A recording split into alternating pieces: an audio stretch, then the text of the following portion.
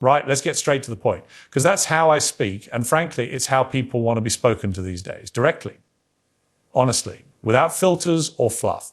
Now, let me ask you something uncomfortable, but necessary. What happens when the religion you birth, the belief system you were raised in, stops giving you answers? What happens when the world around you is in chaos, your soul feels detached, and the messages you hear from the pulpit every Sunday sound more like polite encouragement than divine conviction? I'll tell you what happens. People start looking elsewhere, and increasingly they're looking to Islam, not because of some wild trend, not because they're confused, but because they're hungry for something real, for something that doesn't flinch when the world flinches.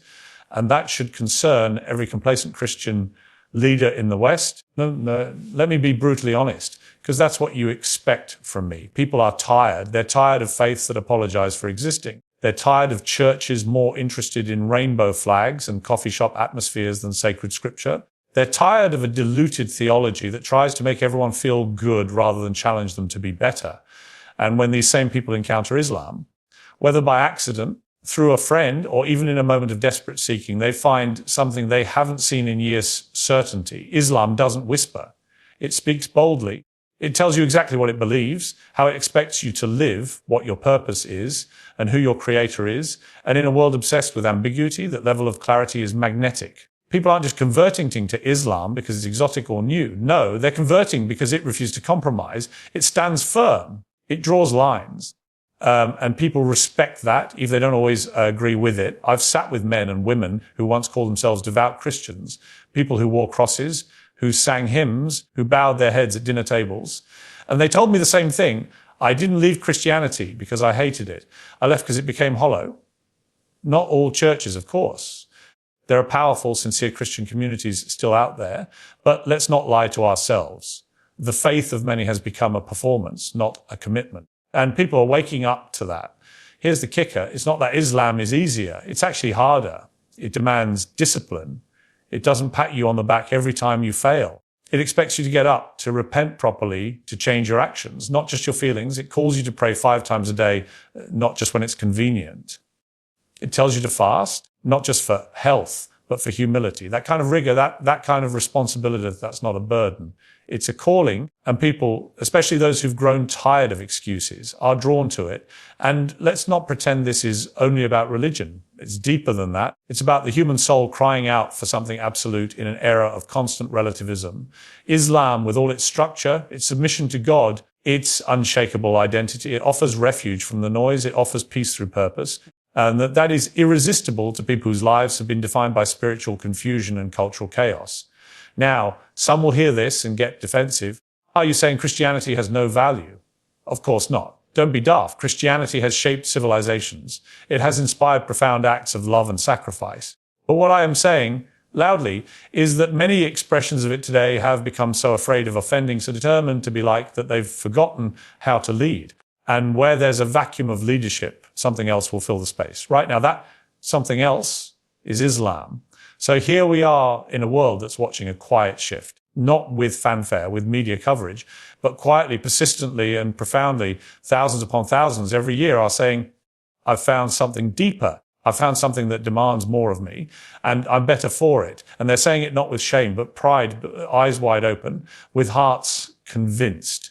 And that, ladies and gentlemen, should make us all sit up and ask the uncomfortable question, why? Why are they finding in Islam what they no longer feel in their own churches? Think on that. Let it rattle around in your mind. Because the truth isn't always what we want to hear, but it's still the truth. Let me ask you something many are too afraid to say out loud. When did discipline become a dirty word? When did structure become something to avoid rather than embrace?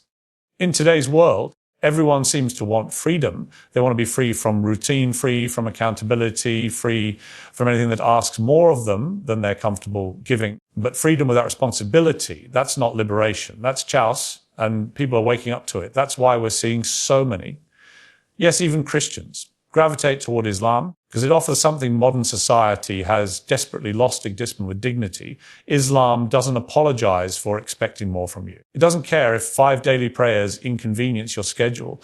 It doesn't care if fasting for a month during Ramadan seems intense. It doesn't care if its dress code isn't fashion forward or on trend. What it does care about is submission, Obedience, consistency, not because God needs it, but because you do. Because humans deep down crave structure, they crave guidance, and in the absence of it, they spiral. Now, you may not like hearing that. You may think it sounds rigid, maybe even oppressive, the biggest economies, but that says more about your comfort zone than the faith itself. What's really oppressive is a life with no direction, a life built on fleeting pleasures, where the only rule is do whatever makes you happy.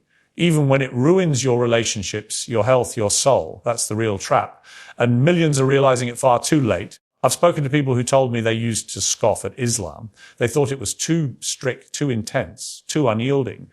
But the older they got, the more they saw the cracks in the freedom-obsessed lifestyle they'd been sold. The clubbing, the drinking, the endless consumerism, it didn't bring them peace. It brought them emptiness, loan lines, regret. And suddenly that strict didn't seem so harsh. It seemed like a lifeline. Islam calls you to a level of discipline most modern ideologies can't even fathom. It's not about believing once and coasting through life. It's about waking up before sunrise, cleansing yourself, and standing before your Creator every single day. It's about interrupting your day not just once, but 5 times to remember who you are and why you exist. It's about fasting, not just to detox, not just to lose weight, but to understand hunger, to control your desires, to develop taqwa, that beautiful Arabic word for God consciousness. That's not extremism. That's excellence. We live in an age where self-control is a rare virtue, where people binge on food, on sex, on dopamine hits from social media, and then wonder why they're depressed, anxious, and spiritually bankrupt. Islam offers an antidote. It gives you a framework that says, no, you're not an animal. You're not a slave to your impulses. You are a soul with a body, not the other way around. And that message, that's what people are craving. Especially those who've tried everything else and found it lacking. Look at how Muslims approach their day. It's deliberate. It's rhythmic. There's a sacred structure to it. When the adhan echoes through the streets, everything stops. Business, entertainment, even politics. Because something higher is calling. And what a profound reminder that is in a world that's constantly moving, constantly distracted, constantly anxious. That pause, the discipline to turn away from the world and turn toward God, that's the kind of power people are desperate for. It's not just about prayer either. It's about what that prayer represents. Intention, presence, humility, and above all, accountability. Islam doesn't let you hide vague slogans or cherry-pick beliefs that suit your lifestyle. It holds a mirror to your soul and says, what have you done today? Not what you felt, but what you did. And that, more than anything, is what draws people in. Because deep down, people want to be held accountable. They want to be pushed. They want to grow. So when Christians, or anyone really, begin to explore Islam and see that kind of structure, that kind of dedication, they don't see oppression. They see liberation from ego, from addiction, from spiritual laziness. And once you've tasted that kind of purpose, it's very hard to go back to casual, once-a-week faith. It's hard to return to a belief system that doesn't demand anything more than attendance and vague good intentions. That's the uncomfortable truth.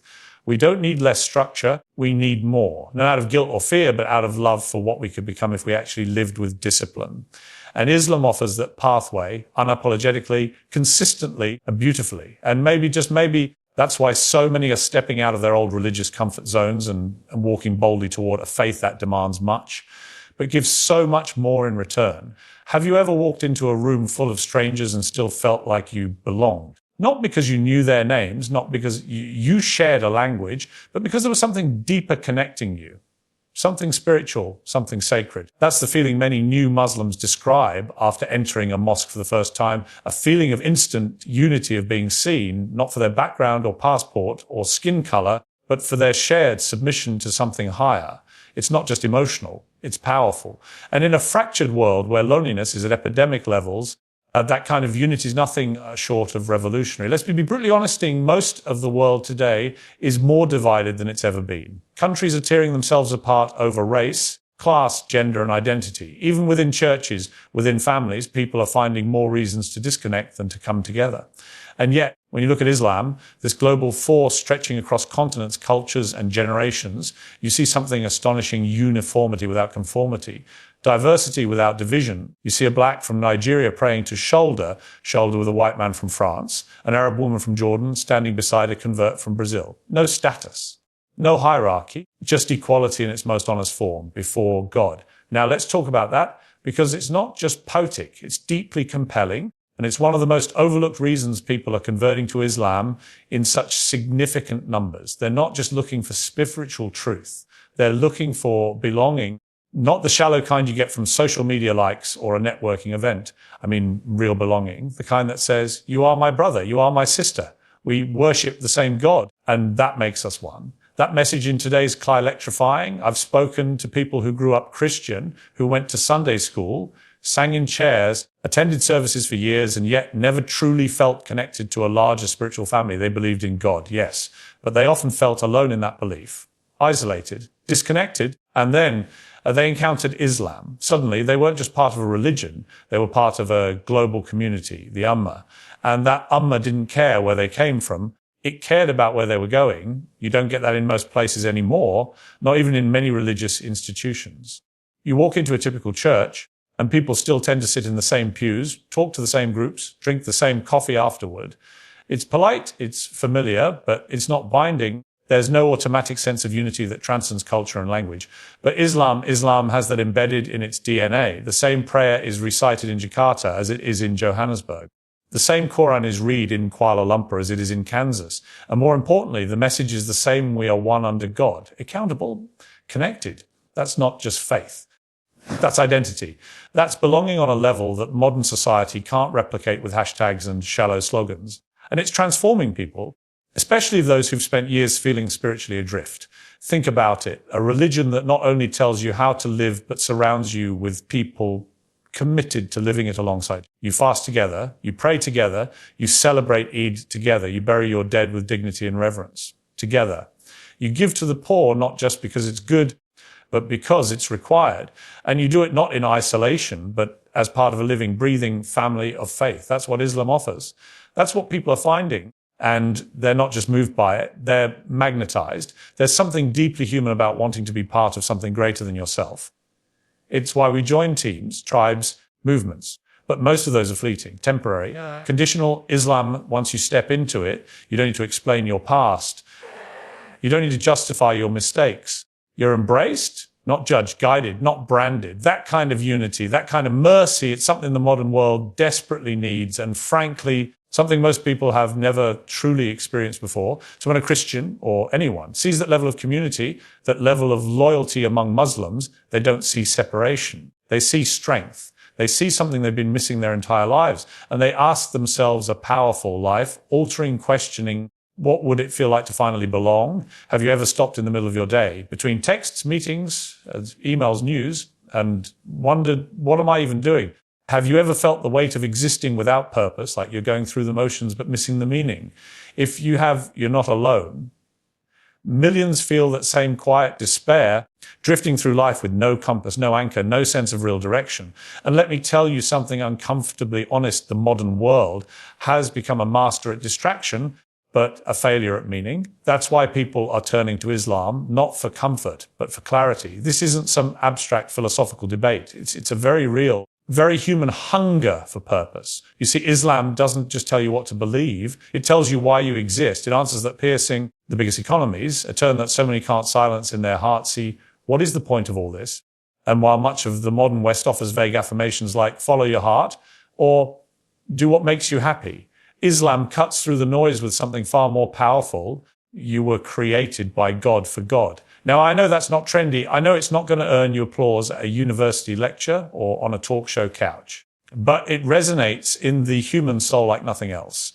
Because deep down, we all crave meaning that isn't built on mood swings or bank accounts. We crave something bigger than us, something eternal, something unshakable. And when people discover Islam, many say it's like finding the blueprint they never knew they were missing. Let's be frank, we live in an age where everything is about you, your truth, your desires, your comfort. But the problem with putting yourself at the center of the universe is that it's exhausting. It's a weight you were never meant to carry. And sooner or later, people break under it. That's when they start searching. And what do they find? A faith that doesn't ask them to invent meaning, but reveals it. Islam says you're not here by accident. You're not a cosmic fluke. You're not just dust and time. You're a soul crafted by a creator, placed in this world for a test, and destined for something beyond this temporary existence. Now, that kind of message, it doesn't just inform, it transforms. Because suddenly, your life isn't a random collection of experiences.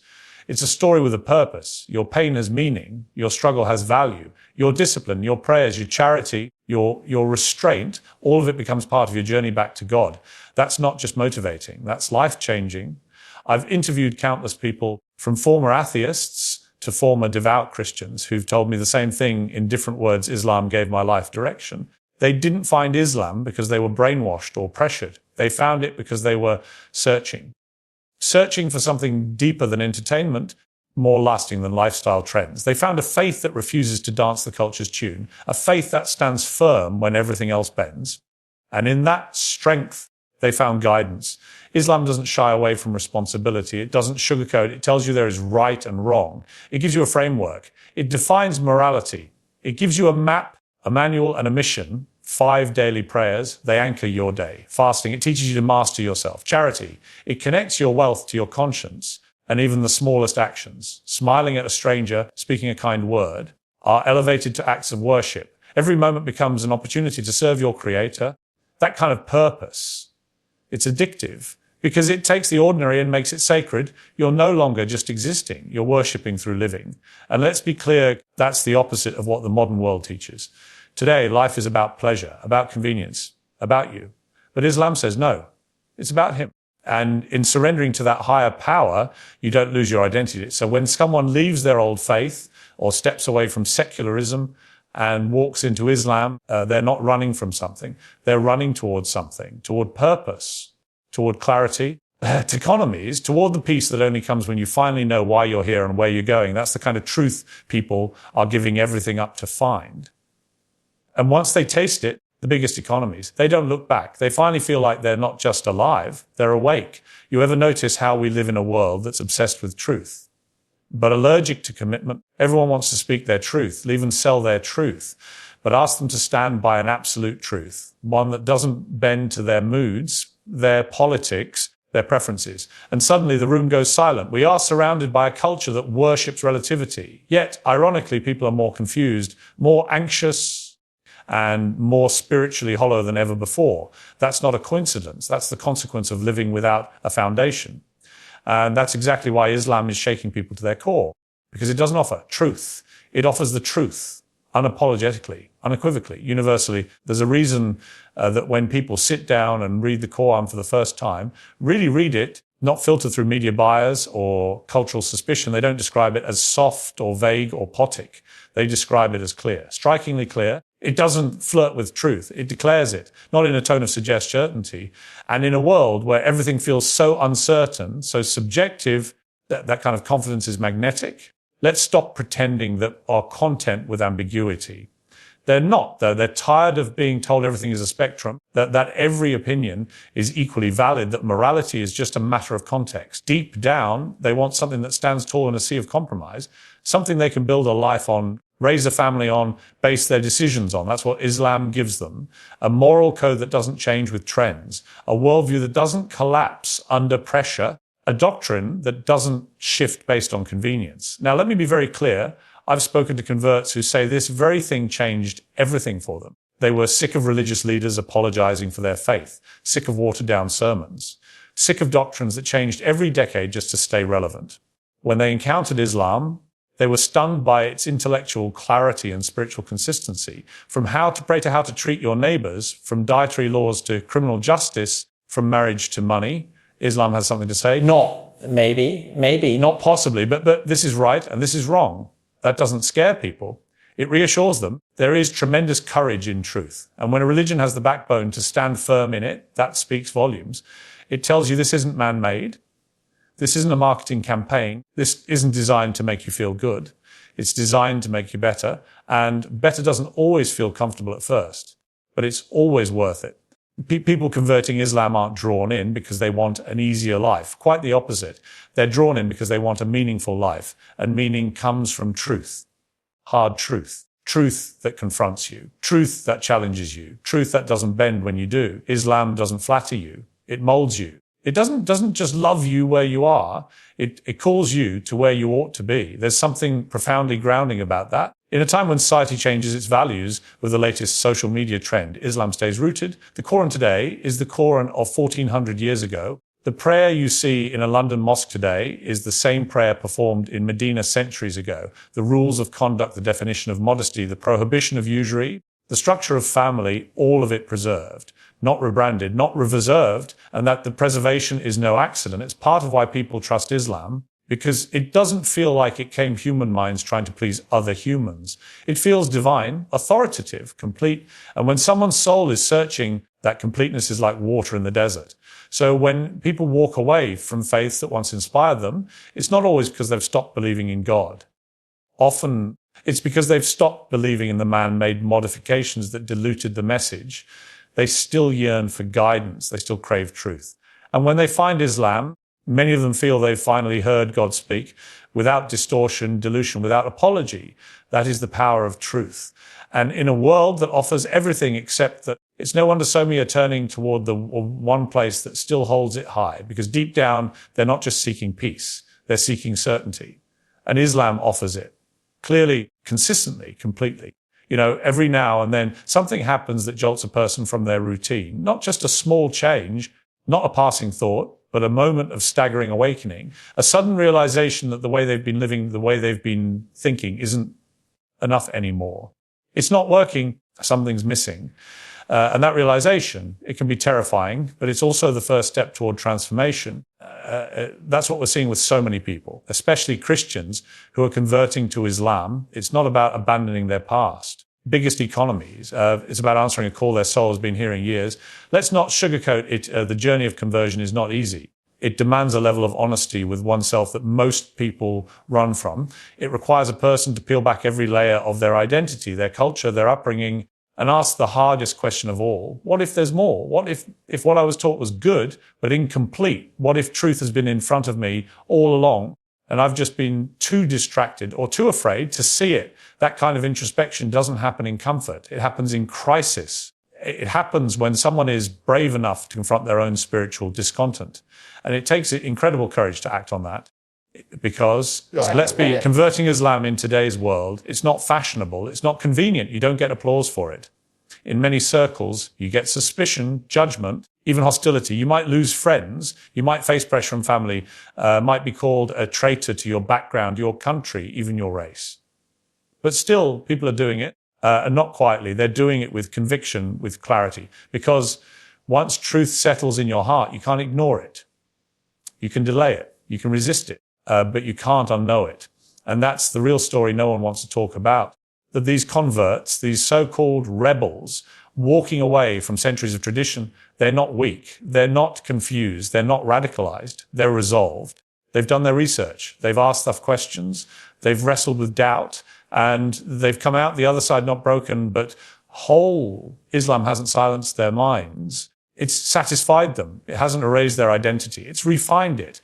That's the paradox people don't expect. They think submitting to God means losing yourself. But for many, it's where they finally find themselves. And let's address something else while we're at it, something very human. We all want to feel clean, not just physically, but morally, spiritually. We all want a chance to start again, to leave our mistakes in the past, to wake up with a heart that feels light, unburdened. Islam offers that in a way that's both profoundly simple and deeply powerful. One sincere declaration, La ilaha illallah, Muhammad Rasulullah, and your past is wiped clean, gone, not held against you, not dragged behind you. You are reborn. That's not poetic, it's real. And the weight that lifts from people in that moment, you can see it in their eyes. It's not just an intellectual shift.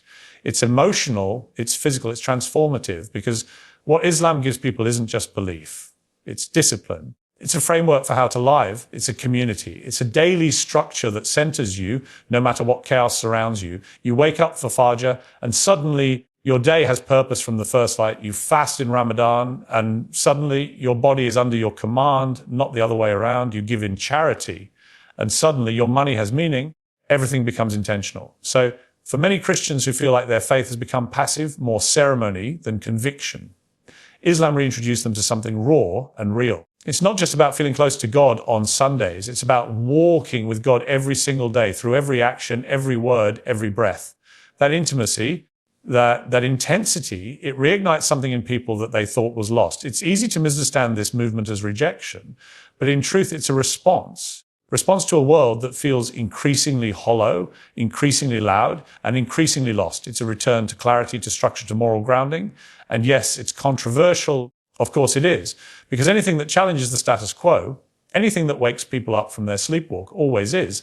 But the trend is real. The numbers are growing. And more importantly, the stories behind those numbers are powerful. Because they're not just about faith. They're about bravery. They're about humans choosing conviction over comfort. And in a world drowning in compromise, that kind of courage is not just rare, it's revolutionary.